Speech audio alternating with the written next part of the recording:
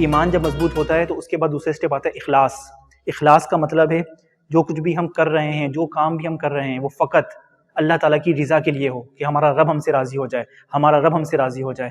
اس میں ہمارا کوئی دنیاوی فائدہ نہ ہو، کسی بھی دنیاوی شخص کی رضا مطلوب نہ ہو.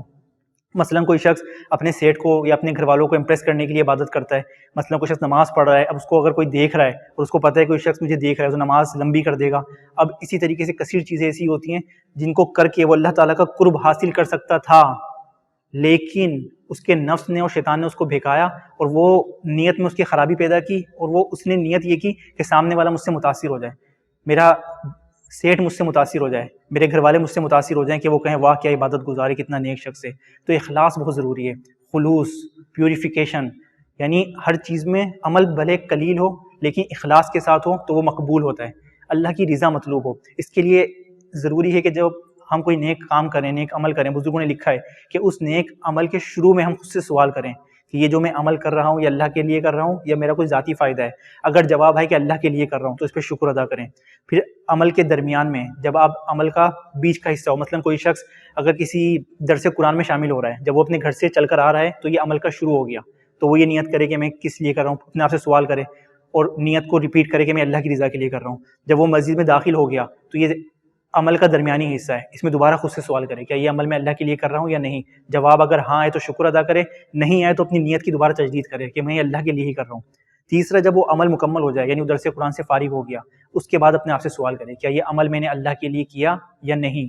اگر جواب آئے ہاں تو اس میں اللہ تعالیٰ کا شکر ادا کرے، اور اگر جواب آئے نہیں تو پھر دوبارہ سے کوشش کرے.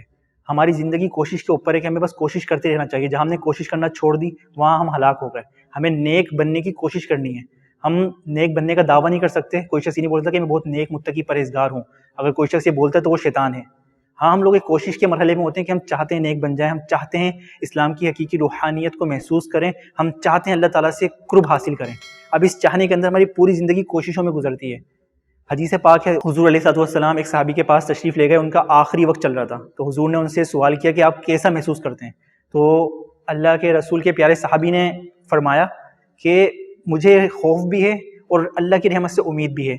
خوف اس چیز کا ہے کہ کہیں اللہ تبارک و تعالیٰ میرے کسی عمل میں میری گرفت نہ کر لے اور میں ہلاک نہ ہو جاؤں، اور امید اس چیز کی ہے کہ اللہ تعالیٰ تو بے حد رحیم ہے، کریم ہے، اللہ تعالیٰ مجھے بخش دے گا.